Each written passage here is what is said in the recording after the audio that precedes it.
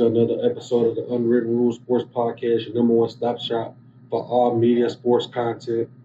And like I told y'all in the previous episodes, I was gonna give y'all a pregame of this Saints versus Cowboys, but I ended up being busy. So I'm gonna give y'all a post game. Obviously, we've seen what happened. Um, it was a disaster, a shit show. And if you think about it, it was expected. If you really sit there and think about it, it was expected. Now, I only say it was expected because the Saints have a new offensive coordinator. And that new offensive coordinator is San Francisco's old offensive coordinators. So some of the stuff that you see with the pre-snap motion and the play action passing, that's what that look was, the San Fran look. We obviously know this was a shit show. Yes, it's week 2. Everybody's going to have games where they lose teams that they're not supposed to. First off, I want to say that Vegas picked up big today. Let's look at the scores around the league before we touch on the Cowboys real quick. First off, like Vegas actually picked up some good money today. It started off on Thursday. So let me go to week 2. Thursday, we obviously started off with the Bills Dolphins. Dolphins was a 3-point favorite that ended up getting blew out by the Bills. Then we're going to go down here to the Packers and Colts. We obviously know Jordan Love is not a quarterback right now due to injury. So the Colts were the favorites to win that game. That's 2 upsets. 2 games that Vegas picked up big. Now this one actually caught my eye. I don't know what happened. I wasn't here to watch the game. Raiders versus Ravens. You couldn't tell me in a million years that the Raiders were supposed to beat the Ravens. Like, that just wasn't supposed to happen. So as I'm looking through these games, of course we know Cowboys got beat by the Saints. Browns, who was the underdogs, beat the Jaguars. Buccaneers beat the Lions. Cardinals beat the hell out of the Rams. And San Fran lost to the Vikings. Of course, 49ers, if y'all don't know, they haven't won in Minnesota since 1992. So that really wasn't surprising to me. It just shows history is repeating itself on that one. But it's just showing you, like, the Chiefs is right now, they're losing to the Bengals. And obviously this video is going to get put out tomorrow. But the Chiefs, like, if you're looking through these scores today, it's been a lot of upsets. So I was telling people earlier that I'm not surprised. I won't be surprised if Chiefs lose this game. It's just one of those weeks. And let me get back to the Cowboys.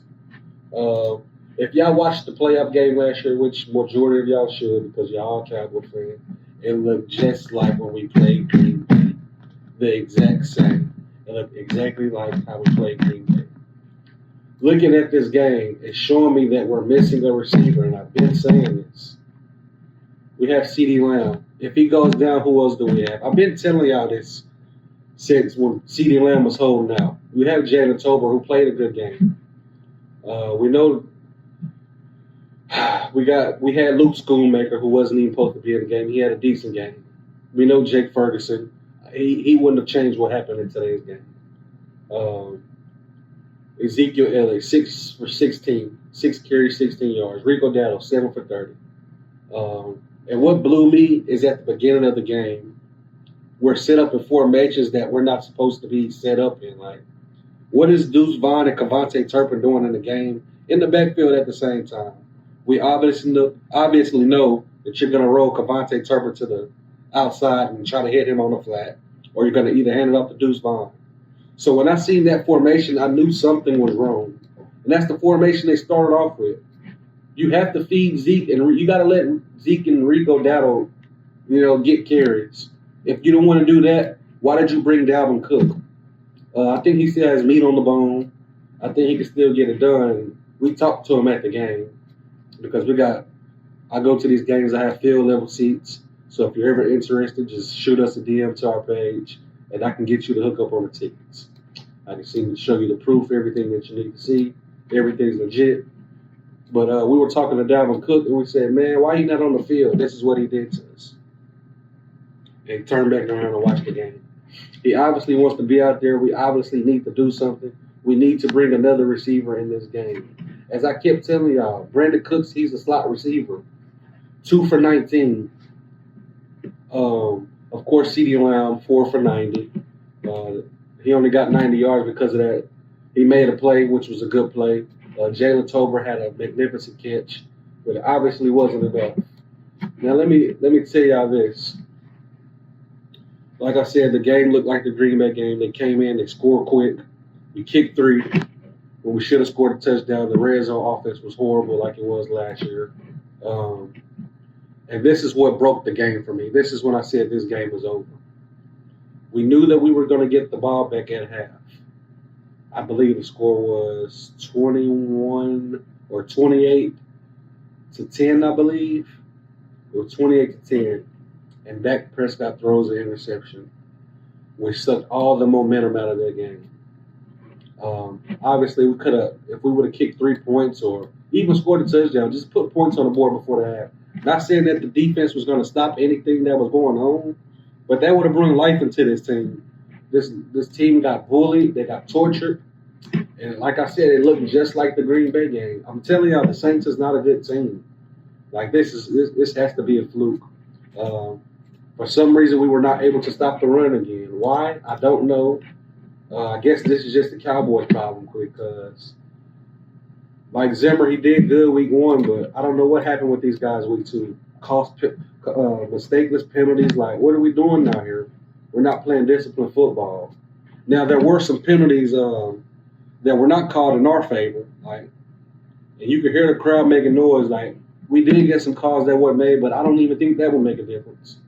Derek Carr, if you would have told me that he would have went 11 for 16 and had over 230 yards, he ended up at 243, I would not have believed you. Now, if you told me that Alvin Kamara had 20 carries for 115 yards, I would have believed you. But if you told me that Alvin Kamara had 4 touchdowns, that he would have 4 touchdowns, I would not have believed that. He had 3 touchdowns on the ground, and he also had 1 on the screen pass. Don't know what happened with that screen pass. Nobody. I don't think people were out of their assignments. We got burnt the whole game. Rashid Shaheed, 4 for 96 to Teddy. Chris Olave, 4 for 81. Alvin Kamara, 2 for 65. We cost, like, I don't know, man. I don't have the answers for this team. Like, we're missing so much stuff. The leadership obviously isn't there. Like I said, I'm sitting behind the players. We're not communicating with each other when we get whooped. Everybody just looks dead. Like, bring some life to the team. And the crowd sees it. That's why I don't know if y'all could hear it on TV, but the crowd was booing pretty hard. Now, Dak Prescott, you are making $60 million a year. You need to use your legs, Dak. I'm telling you, if you start using your legs like you used to, even though you lost some speed, I promise you, like that. I'm telling you, man. I know you're not probably gonna watch this video, but if Dak, all the Cowboys fans out there, we would love to see Dak Prescott use his legs again. He went 2 for 12. We need to see you at least carry the ball 5 or 6 times a game, man. Like, help us out on the run. We obviously don't have the run game right now. We didn't run the ball enough. That's the problem. We didn't run the ball enough. Dak Prescott almost threw 40 passes. And usually when he throws almost 40 passes, that means that we're getting blew out or we're going to lose the game. There's no ifs, ands, or buts. But we're moving on. Good thing it was week 2. Good thing it was in the playoffs. Hopefully they hit practice hard this week, because if you can't stop the run this week, you definitely won't be able to stop it next week when we play the Ravens, who's 0-2 and cannot afford to go 0-3. There's 2 things that these teams cannot afford. The Dallas Cowboys cannot afford to go. We can't afford to go 1-2, and the Baltimore Ravens, for sure as hell, cannot afford to go 0-3. These teams got to come in hungry, and whoever's the hungriest is going to win that game. Defense, you got to come play. You got to help the offense out. And the O-line didn't play good. The reason the O-line didn't play good is because they're on the field all the time, because the defense couldn't stop a nosebleed. So I'm going to give the O-line a pass this week. I understand they were tired. I could see them. They looked exhausted. They were drinking lots of water, more than usual, and they were just drained. Like, that's not an excuse. The defense, y'all got to hold up on y'all end, because beginning of the game we were getting down the field. Like I said, it was just too much to overcome, and Obviously, we failed. Final score 44-19. I got tortured at the game, listening to the bum Saints fans screaming "Who dat" in my ear. They thought I was a Saints fan because of the jersey, but this is an exclusive Lamb jersey. We just got to go harder, man. Like, we got to actually want it. We need more dogs on this team. That concludes this episode, man. Make sure you like, subscribe, and comment, man. I appreciate y'all. Thank you.